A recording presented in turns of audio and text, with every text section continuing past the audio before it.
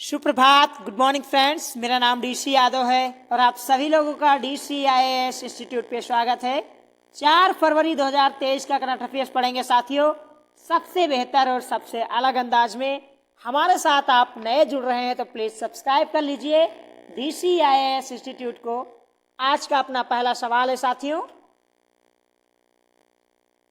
कि हाल ही में ISA यानी इंटरनेशनल सोलर अलायंस की सदस्यता के लिए किस देश ने हस्ताक्षर किया है?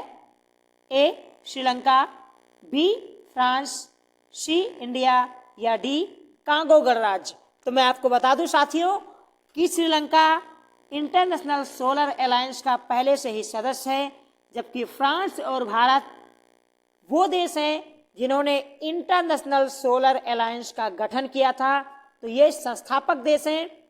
बाकी चौथा जो ऑप्शन आपके सामने बचता है कांगो गणराज्य, अफ्रीकी महाद्वीप का ये देश इंटरनेशनल सोलर अलायंस के ऊपर सदस्यता के लिए हस्ताक्षर किया है। अगर बात करें दोस्तों ISA की, तो जैसा कि मैंने कहा कि इसकी स्थापना भारत और फ्रांस ने मिलकर की थी। इसकी स्थापना साथियों 30 नवंबर सन 2015 को भारत के प्रधानमंत्री नरेंद्र मोदी जी और फ्रांस के राष्ट्रपति ने मिलकर की थी। और इसका जो मुख्यालय है ये अपने प्यारे भारत में हरियाणा के गुरुग्राम में है। तो एकमात्र अंतर्राष्ट्रीय संस्था जिसका हेडक्वार्टर भारत में है, अगर ये सवाल पूछा जाए वो कौन सा है, तो ISA यानी इंटरनेशनल सोलर अलायंस ही ऐसा अंतर्राष्ट्रीय संस्था है जिसका मुख्यालय भारत में है। और ये भारत के प्रधानमंत्री मोदी जी की एक बहुत बड़ी पहल, जिन्होंने इसकी स्थापना के लिए कठिन काम किया, एक तरीके से पूरी दुनिया को इन विषयों के बारे में बताया कि कैसे हम सोलर एनर्जी का यूज कर सकते हैं। और आपको पता है कि भारत सोलर एनर्जी को लेके काफ़ी प्रतिबद्धता के साथ आगे बढ़ता जा रहा है और पूरी दुनिया में हम रिन्यूएबल एनर्जी के क्षेत्र में एक बहुत बड़ा मकाम हासिल कर रहे हैं साथियों। और ISA में उन देशों को शामिल किया जाता है जो कर्क रेखा और मकर रेखा पे स्थित हैं, क्योंकि आपको सभी को पता है, क्योंकि यहाँ पर साथियों क्या होता है कि सूर्य कभी ना कभी सीधा चमकता है। इस वजह से कर्क रेखा और मकर रेखा वाले जो देश हैं इनको इंटरनेशनल सोलर अलायंस में शामिल करने की पहल की जा रही है। जिन्हें नहीं पता है कि कर्क रेखा और मकर रेखा क्या होता है, उनके लिए बता दें साथियों, ये है हमारी प्यारी पृथ्वी, जिसे हम मातृभूमि भी कहते हैं।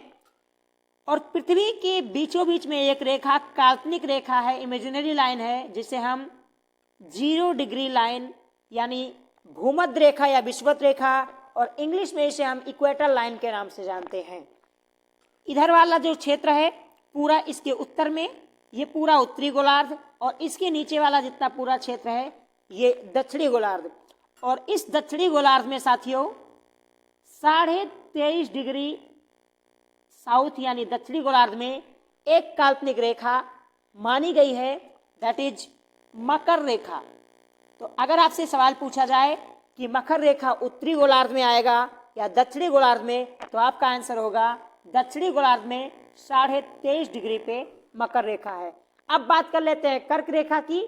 तो सेम डिग्री यानी 23.5 डिग्री उत्तरी अक्षांश में जो आपको रेखा मिलेगी वो है कर्क रेखा।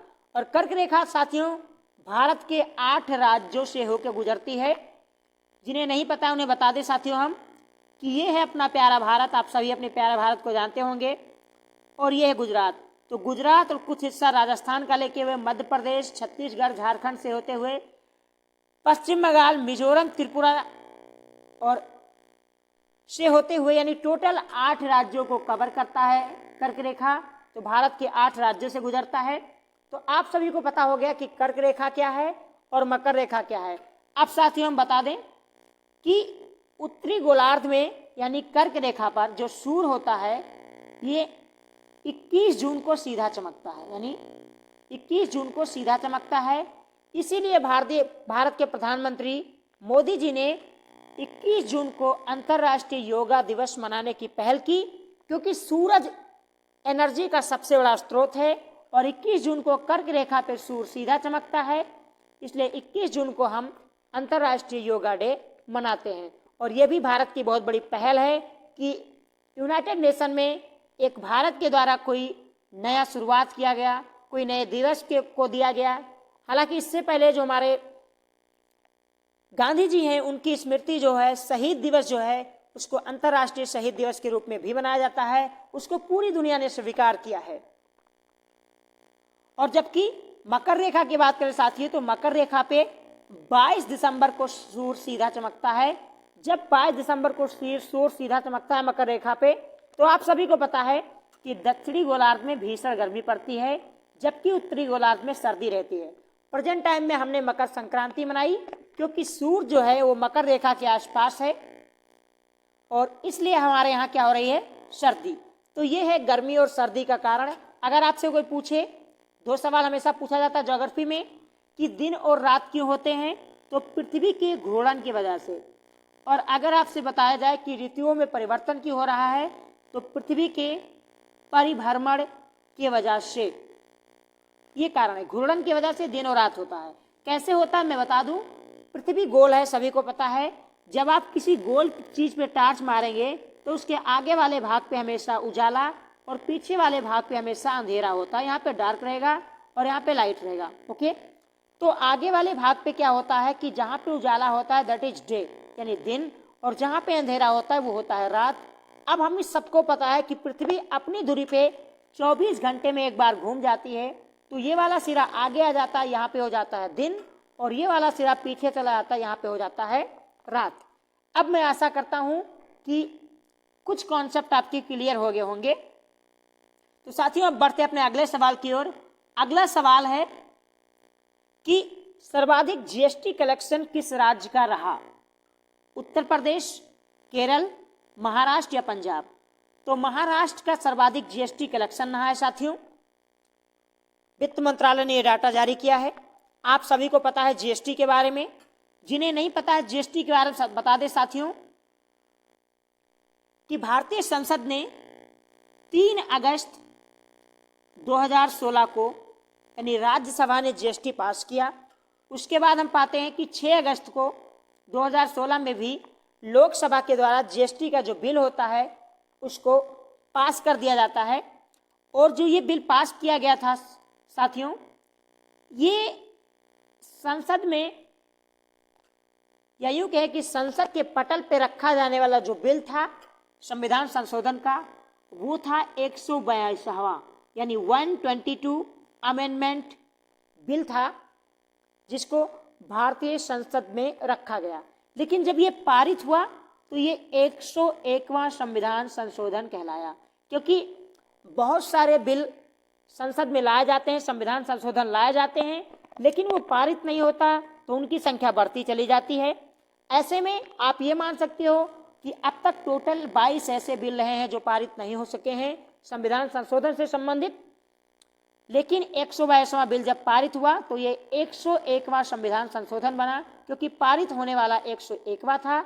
और 101वें संविधान संशोधन के तहत भारत के संविधान में, जो आप सभी को पता है कि केंद्र और राज्य, संघ राज्य संबंध है,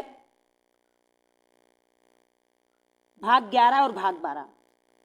भाग 11 में जहां एडमिनिस्ट्रेटिव रिलेशंस हैं और लेजिस्लेटिव रिलेशंस हैं, वहीं भाग 12 में आप जाओगे तो इसमें फिनेंशियल रिलेशंस हैं, यानी जो है वित्तीय संबंधों की चर्चा की गई संविधान के भाग 12 में। और इसी में एक आर्टिकल जो ला गया है, आर्टिकल 279A, ये जीएसटी काउंसिल को उल्लेखित करता है, उसके बारे में चर्चा करता है, उसके प्रावधानों को एक तरीके से भारत में दर्शाता है। तो 279A ये एक अनुच्छेद है जो भाग 12 में भारतीय संविधान में है, और ये जीएसटी काउंसिल के बारे में वर्णन करता है, यानी जीएसटी काउंसिल कैसा होगा। तो जीएसटी काउंसिल कैसा होगा साथी बता दें। जो जीएसटी काउंसिल होता है ये इसमें राज्य और स्टेट, हमारे इसमें टोटल जो सदस्य वो है 33 यानी 33, जिसमें आपको 28 तो राज्य मिल जाएंगे और 3 के शासित प्रदेश मिल जाएंगे। और सभी को पता है दोस्तों कि जीएसटी की जो अध्यक्षता की जाती है वो फिनांस मिनिस्टर यानी वित्त मंत्री के द्वारा की जाती है, और हमारी वित्त मंत्री हैं श्रीमती निर्मला सीतारमण जी। तो और जीएसटी कैसा टैक्स है, इनडायरेक्ट टैक्स है, अप्रत्यक्ष कर है। तो ये थे कुछ जीएसटी से संबंधित प्रावधान। जीएसटी की दरों के बारे में चर्चा कर लें कि जीएसटी में कितने दर हैं। तो जीएसटी में साथियों जो दर हैं, एक तो 0% दर है, एक 5% की रेट से है, एक 12% है, 18% है और 28%, यानी वो 5 ये दर हैं जो जीएसटी में हैं।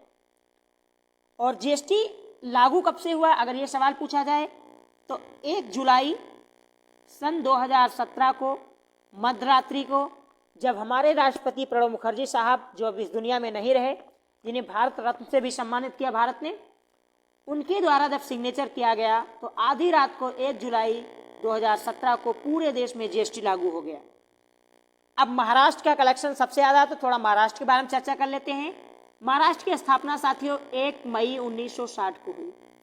पहले बम्बई नामक एक राज्य हुआ करता था, लेकिन भाषा के आधार पर गुजरात और महाराष्ट्र में मतभेद था, क्योंकि गुजराती और मराठी भाषा बोलने वाले लोग थे। बाद में इसका बंटवारा कर दिया गया, 2 राज्य बने, गुजराती भाषा के आधार पर गुजरात, मराठी भाषा के आधार पर महाराष्ट्र। यहाँ की जो राजधानी है मुंबई है। मुंबई अपने देश की आर्थिक राजधानी भी आप लोग जानते हैं। मुख्यमंत्री हैं एकनाथ शिंदे, शिवसेना सत्ता में है। अब शिवसेना 2 भागों में डिवाइड हो चुकी है, एक उद्धव ठाकरे साहब का, एक एकनाथ शिंदे साहब का। और साथियों अगर वर्ल्ड हेरिटेज साइट यानी विश्व विरासत स्थल की बात करें तो टोटल भारत में है 40। इन 40 में से आपको 32 जो है 32 कल्चरल मिलेंगे, 7 आपको नेचुरल मिलेंगे यानी प्राकृतिक, और एक आपको मिश्रित मिलेगा जो कंचनजंगा है सिक्किम में। लेकिन अब इन 40 विश्व विरासत स्थलों में से क्या महाराष्ट्र में कोई है? जी हाँ, 4 है। कौन कौन से हैं मैं उनके बारे में बता देता हूँ। अजंता की जो गुफा है ये एक वर्ल्ड हेरिटेज साइट है। इसके अलावा एलोरा की जो गुफा है ये भी एक वर्ल्ड हेरिटेज साइट है। और विक्टोरियन गोथिक का नाम आपने सुना होगा, जो चर्च है वो भी एक वर्ल्ड हेरिटेज साइट है। और इसके अलावा जो चौथा है छत्रपति शिवाजी टर्मिनल का नाम सुना होगा, जो हवाई अड्डा है और रेलवे दोनों इसी के नाम से है। इसको भी वर्ल्ड हेरिटेज साइट घोषित किया गया है महाराष्ट्र के अंदर। घोषित कौन करता है? यूनेस्को। यूनेस्को के बारे में आप लोग जानते होंगे। यूनेस्को की स्थापना हुई थी 16 नवंबर 1945 को। इसका हेडक्वार्टर आपको पेरिस में मिल जाएगा, जो फ्रांस की राजधानी है। कई प्रमुख राष्ट्रीय उद्यान आपको महाराष्ट्र में मिलेंगे, जैसे नवेगांव राष्ट्रीय उद्यान आपको मिल जाएगा महाराष्ट्र में। इसके अलावा चंदौली राष्ट्रीय उद्यान आपको महाराष्ट्र में मिलेगा, सतपुड़ा हिल्स करके है। तो ऐसे कई प्रमुख राष्ट्रीय उद्यान, इन्हें आप याद कर लीजिएगा। अब बढ़ते हैं साथियों अपने अगले सवाल की ओर। अगला सवाल है कि CSO फिल्म फेस्टिवल 2023 कहाँ आयोजित की गई? आप सभी को पता है कि CSO की मेजबानी 2023 में भारत कर रहा है। बात करेंगे अभी CSO पे, तो चेन्नई, दिल्ली, मुंबई या बेंगलुरु? इसका सही आंसर है ऑप्शन सी, मुंबई में CSO की मेजबानी की गई भारत के द्वारा, यानी CSO फिल्म फेस्टिवल का आयोजन किया गया मुंबई में। अब CSO की अगर बात करें साथियों, तो इसकी स्थापना जो हुई थी वो 15 जून 2001 को हुई थी। जी हाँ, 15 जून 2001 को हुई थी। इसका जो हेडक्वार्टर आपको मिलेगा वो बीजिंग में मिलेगा। बीजिंग जो चीन है वहाँ पे। चाइना, रसिया इसके संस्थापक देशों में से एक थे। सदस्य देशों की अगर मैं बात करूँ तो चाइना, रसिया, उज्बेकिस्तान, तुर्कमेनिस्तान, तिर्गिस्तान जैसे देशों के साथ इसकी स्थापना की गई CSO की, यानी सेंट्रल एशिया के जो देश थे। बाद में आप सभी को पता होगा कि 2017 में 9 जून को, यानी 9 जून 2017 को 2 और देश इसमें शामिल किए गए, एक तो भारत और एक पाकिस्तान। उसके बाद हम ये देखते हैं कि 17 सितंबर 2021 को इसमें ईरान और 16 सितंबर 2022 को इसमें बेलारूस ईरान के बारे में आप जो लोग जानते होंगे, रसिया समर्थित देश है ये, यानी रसिया का समर्थन करते हैं, इसलिए रसिया का बहुत बड़ा उसमें प्रभुत्व है एक तरीके से CSO में रसिया चाइना का, इसलिए ये भी शामिल कर लिए गए हैं। पर्यवेक्षक राष्ट्र की बात करें तो उसमें अफगानिस्तान पर्यवेक्षक राष्ट्र के रूप में बना हुआ है, यानी तालिबान सत्ता में आ गया, अन्यथा अब तक ये हम मान सकते थे कि अफगानिस्तान भी CSO का सदस्य बन जाता। 2005 में ही अफगानिस्तान को एक तरीके से पर्यवेक्षक राष्ट्र का दर्जा दिया गया था। और इसके अलावा बहुत सारे इम्पोर्टेंट हैं, जैसे जो संगठन है आपसे बार बार सवाल पूछे जाते हैं। सबसे पहले हम सार्क की बात करेंगे, जिसकी स्थापना 8 दिसंबर 1985 को की गई थी। इस सार्क में साथियों भारत है, पाकिस्तान है, बांग्लादेश है, श्रीलंका है, नेपाल है, भूटान है एंड मालदीव, यानी भारत, पाकिस्तान, बांग्लादेश, श्रीलंका, नेपाल, भूटान, मालदीव, ये वो देश हैं जो सार्क देशों में शामिल हैं और इसकी स्थापना हुई थी 8 दिसंबर 1985 को।